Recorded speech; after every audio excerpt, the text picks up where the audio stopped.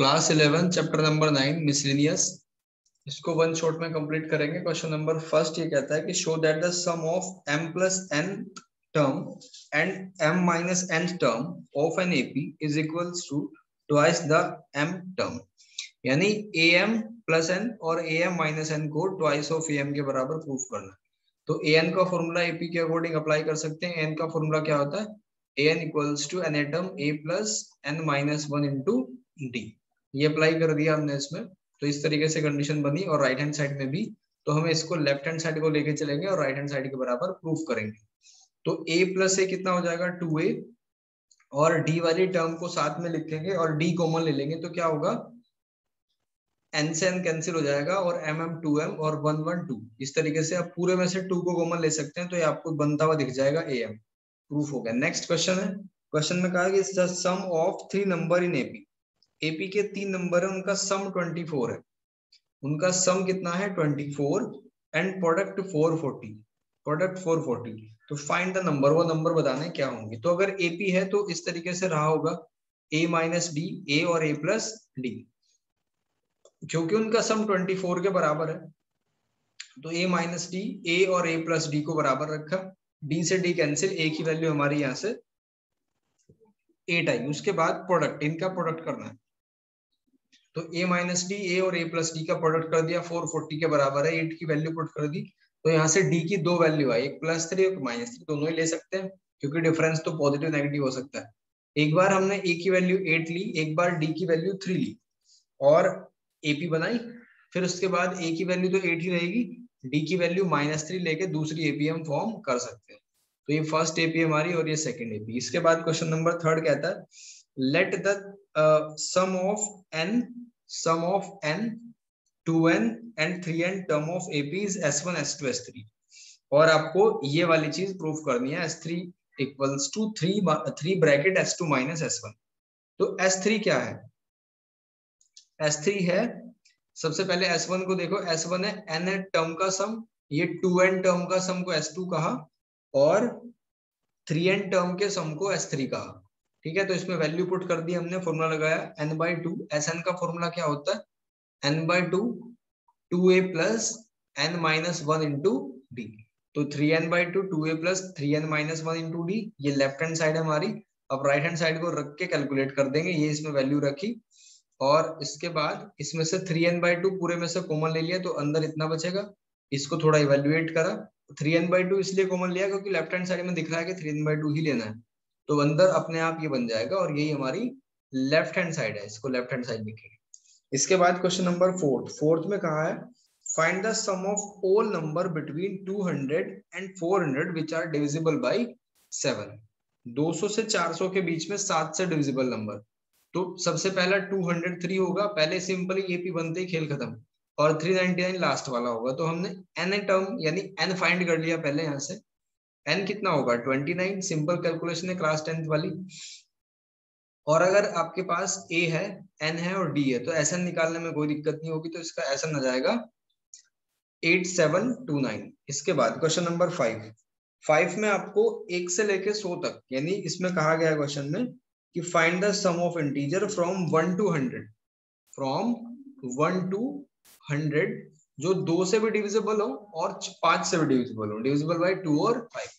तो हमने सेपरेट कर लिया, पहले 2 से डिविजिबल वाली एपी बनाई, 5 से डिविजिबल वाली एपी बनाई। तो क्या करेंगे, इसमें पता करेंगे पहले नंबर ऑफ टर्म कितनी है। तो नंबर ऑफ टर्म यहाँ पे 50 आएंगे, यहाँ नंबर ऑफ टर्म 20 आएंगे, क्योंकि बड़े बड़े नंबर है तो गैप कम होगा, कम नंबर आएंगे। तो यहाँ से अगर हम Sn निकालें तो Sn कितना आएगा, Sn का एक फॉर्मूला लास्ट टर्म वाला भी होता है, तो a प्लस एन शॉर्टकट पड़ जाएगा। तो 50/2 n की वैल्यू कितनी है 50, फर्स्ट टर्म लास्ट टर्म, तो इतना आ गया। और यहाँ से Sn आया हमारा 1050। लेकिन दिक्कत ये आई कि कुछ नंबर 2 बार काउंट हुए। 2 बार कैसे काउंट हुए, जैसे 10 है, 10 2 से भी डिविजिबल है, 5 से भी, तो ये एक बार तो आ गया, इस एक बार इसमें भी आ गया, तो 2 बार हुआ। इसका मतलब हमें एक ऐसी सीक्वेंस सीरीज बनानी पड़ेगी जो हम इन कॉमन वालों नंबर को सेपरेट कर पाए। तो ये भी बनाई हमने 10 20 30 40 50। इनका सम कर लिया। सम करने के बाद क्या आया, क्योंकि 10 टर्म होंगी तो n/2 a प्लस an करके 550 आया। तो इन दोनों को ऐड करके इसमें से सब्ट्रैक्ट कर दिया, यानी कि 3050 आ गया।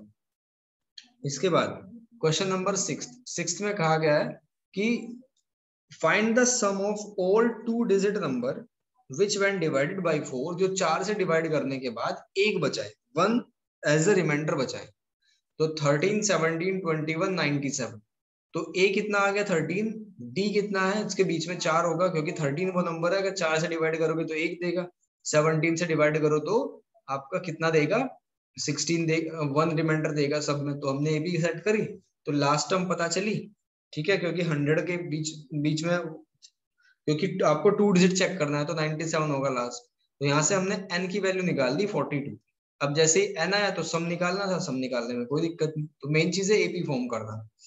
क्वेश्चन नंबर 7 में कहा गया है कि f एक फंक्शन है जो सेटिस्फाई करता है इस वाली बात को, और f1 3 दिया हुआ है और सम दिया हुआ है आपको। तो पता करना है कि इसका n की वैल्यू कितनी है, नंबर ऑफ टर्म कितनी है। तो अगर हम f1 तो दे ही दिया, f2 अगर निकालना चाहें तो 2 को इस वाले के अकॉर्डिंग क्या लिख सकते हैं, 2 को क्या लिख सकते हैं 1 + 1 ऐसे करके 1 + 1, और 1 + 1 को 1 × 1 लिख देंगे इसके अकॉर्डिंग। ऐसे ही 3 को क्या लिख सकते हैं 1 × 2, तो ये आता चला जाएगा 3 की पावर 2, 3 की पावर 3, 3।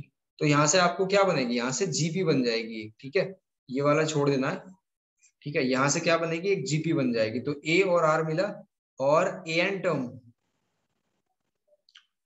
यानी समेशन, सॉरी एस एन भी आपको दिया हुआ है इसमें, ठीक है, एस एन दिया हुआ है 120। तो यहाँ से डायरेक्टली एन की वैल्यू आई कितनी 4, छोटी सी कैलकुलेशन। इसके बाद आते हैं क्वेश्चन नंबर 8 पे। 8 में कहा the sum of the sum term, कुछ टर्म का सम कितना है 315। पहली टर्म 5 है, कॉमन रेशियो 2 दिया हुआ है, तो आपको ए एन और ए फाइंड करना है। तो बड़ा आसान है, पहले एन निकाल लिया हमने 6, और उसके बाद यहाँ से ए एन निकाल लिया। क्वेश्चन नंबर 8 हो गया। इसके बाद क्वेश्चन नंबर 9 कहता है कि the first term of AP, पहली टर्म इतनी दे रखी है और थर्ड और फिफ्थ टर्म 90 है, ठीक है, थर्ड और फिफ्थ टर्म 90 है, तो कॉमन रेशियो बताना है। तो हमने क्या करा कि थर्ड टर्म को, थर्ड टर्म क्या होगी, A N equals to GP में ए आर की पावर n - 1 होता है, तो थर्ड टर्म ये होगी, फिफ्थ टर्म ये होगी। यहाँ से ए को कॉमन लिया क्योंकि ए तो दिया हुआ है, तो वैल्यू पुट कर दी। अब यहाँ से कैसे निकाले वैल्यू, तो यहाँ से हमने आर स्क्वायर को, आप ए की जगह कुछ और भी लेट कर सकते हो, एक्स लेट कर लो, ठीक है। तो ये बन जाएगा x² + x - 90 वाली इक्वेशन बन जाएगी, और x एक क्वाड्रेटिक इक्वेशन है तो आपको कोई वैल्यू देगी, ठीक है। ऐसे स्प्लिट कर लिया तो x की वैल्यू एक तो -10 आई और एक 9 आई, यानी कि ये x², ये जो है x की वैल्यू 2 आई, एक तो 9 और एक x की वैल्यू -10, और x क्या था r² के बराबर था। तो r की वैल्यू यहाँ से आएगी +-3, और यहाँ से आएगी रूट में -10, जो कि नॉट एक्सेप्टेबल है क्योंकि ये इमेजिनरी हो जाएगी। तो एक बार 3 लेंगे, एक बार -3 लेंगे, और 2 जीपी फॉर्म कर देंगे। इसके बाद question number 10, the sum of 3 numbers in GP, 3 number का सम 56 दिया हुआ है। फिर इफ वी सब्ट्रैक्ट 1, 7 और 21 from these number in that order, तो अगर हम इनमें से 1, 7 और 21 को सब्ट्रैक्ट कर दें तो ये एपी बन जाएगी, ठीक है। तो फाइंड द नंबर, वो नंबर फाइंड करना है। तो हमने मान लिया कि जीपी कुछ इस प्रकार है, ए आर और ए आर स्क्वायर दोनों को प्लस कर दिया, 56 बना। फिर इसके बाद हमने इसमें से a - 1 A R -7 A R square -21 कर दिया। ये क्योंकि ये जीपी है तो इसका डी निकालेंगे, ए आर -a - 6 आ जाएगा, ठीक है, ये आ गया डी इस तरीके से। तो हम फर्स्ट इक्वेशन को देखते हैं, अगर यहाँ से ए आर स्क्वायर की वैल्यू निकालें, ए आर स्क्वायर,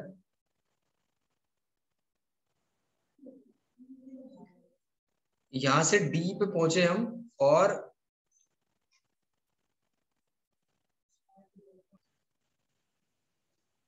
फर्स्ट और सेकंड टर्म से डी निकाला, थर्ड और सेकंड टर्म से डी निकाला, दोनों की कंपैरिजन करी। तो कंपैरिजन करने के बाद हम सेकंड वाली इक्वेशन पे पहुंचेंगे।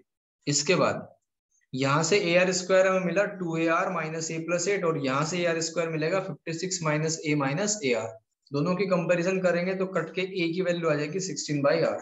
अब इसको हमने फर्स्ट इक्वेशन में पुट करा, तो a की वैल्यू जैसे ही 16/r पुट करेंगे तो एक सिंपल सी इक्वेशन बन जाएगी क्वाड्रेटिक इक्वेशन को सोल्व कर लेंगे, r की वैल्यू आएगी 1/2 और 2। जब r की वैल्यू 1/2 होगी तो उसके कोरस्पॉन्डिंग a निकलेगा 32। जब r की वैल्यू 2 होगी तो उसके कोरस्पॉन्डिंग a निकलेगा 8। तो यहाँ से AP बनेगी 32, 16 और 8, 8, 16 और 32, दो टाइप की एपी बनेंगी। क्वेश्चन नंबर 11th में कहा गया है a GP consist of an even number of term, यानी उसमें इवन नंबर ऑफ टर्म है। If the sum of all the term is 5 time the sum of term occupying odd places, यानी उनके बीच में, then find the common ratio. तो even term क्या होंगी, A R square 2n term, मान लो ये 2n टर्म है। फिर ओड टर्म क्या होंगी, A R square A R की पावर 4 टू n टर्म, ये ओड टर्म है। तो पहली जो टर्म है इनका सम करा आपने एस एन, क्योंकि ए आर और लास्ट की टर्म तो हमारे पास है, तो सम कर लिया। इसको S1 कहा, इसको S2 कहा, दोनों का सम निकाल दिया।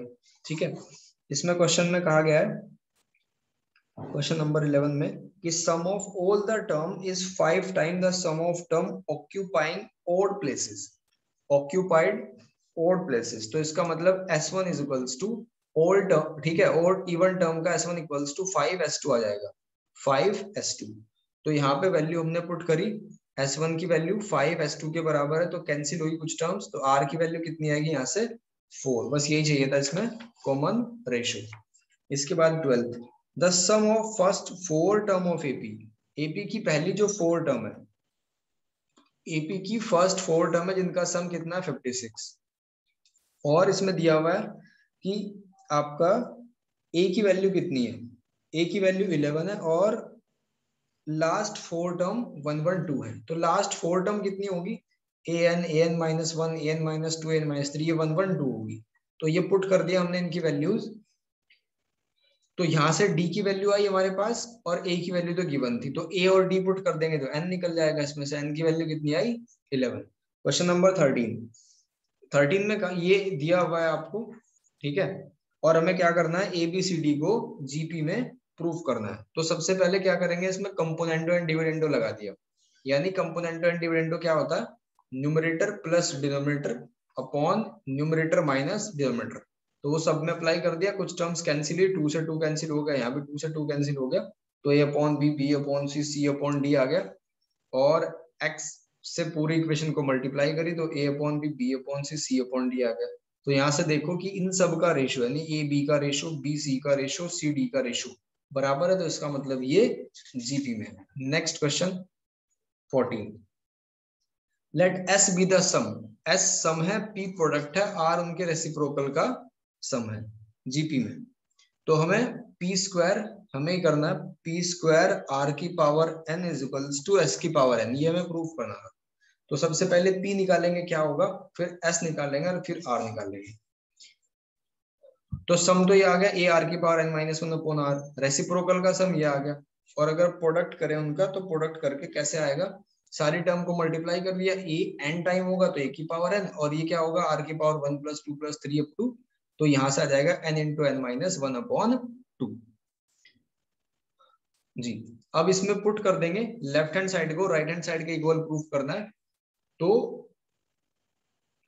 P की वैल्यू पुट करी, पावर 2 हो जाएगा, ठीक है, R की वैल्यू पुट करी, उसका पावर n कर दिया, सबकी पावर चला गया अपॉन में, और कुछ टर्म्स इसमें से कैंसिल हो जाएंगी, जैसे R की power n into N minus 1 ये कैंसिल हो जाएगा, और A की पावर 2n माइनस n ये हो जाएगा A की पावर n, तो ये रह जाएगा, और यही हमारी राइट हैंड साइड है, इजीली प्रूफ हो जाएगा। इसके बाद क्वेश्चन नंबर 15 में कहा गया है कि P, Q and rth term of AP are ABC, ये दिया हुआ है, ठीक है। तो इसका मतलब क्या होगा कि हम ऐसे लिख सकते हैं AP की फॉर्म में, और हमें ये प्रूफ करना है, इसमें इस साइड में लिख देता हूं, Q minus R into A, R minus P into B, और P minus Q into C equals to 0, ये प्रूफ करना है। तो इसको प्रूफ करने के लिए क्या दिखाई दे रहा है कि Q माइनस आर को A से मल्टीप्लाई कर दो, ठीक है, Q माइनस आर को किससे मल्टीप्लाई कर दो, A से। तो कुछ ऐसा चाहिए जहां Q माइनस आर और A हो, तो A को Q माइनस आर से मल्टीप्लाई करनी पड़ेगी, यानी फर्स्ट इक्वेशन को Q माइनस आर, सेकेंड को R माइनस P, थर्ड को P माइनस Q से मल्टीप्लाई कर दिया। मल्टीप्लाई करने के बाद क्या होना चाहिए, 0 होना चाहिए। तो पूरे को आप अगर इवेल्युएट करेंगे, इसमें से कॉमन लेंगे तो ये 0 के बराबर ही आ जाएगा, और हमें यही प्रूव करना है। क्वेश्चन नंबर 16, इसमें ये दिया हुआ है आपको, ये AP में है और ABC को ऑल्सो AP में प्रूफ करना है। तो इसका क्या तरीका होगा, हम सेम टर्म बनाने की कोशिश करेंगे कि 1/b 1/c है तो 1/a बन जाए, इसलिए 1 को ऐड कर देंगे सभी में, और इसको a/a लिख सकते हैं, b/b c/c। यहाँ से हमने a कॉमन ले लिया, 1/a 1/b 1/c आ गया, यहाँ से b कॉमन लिया, और पूरे में से 1/a 1/b 1/c से डिवाइड कर दिया तो ABC आ जाएगा, जो कि ऑलरेडी AP में ही चल रहा है। तो यही हमें प्रूफ करना था।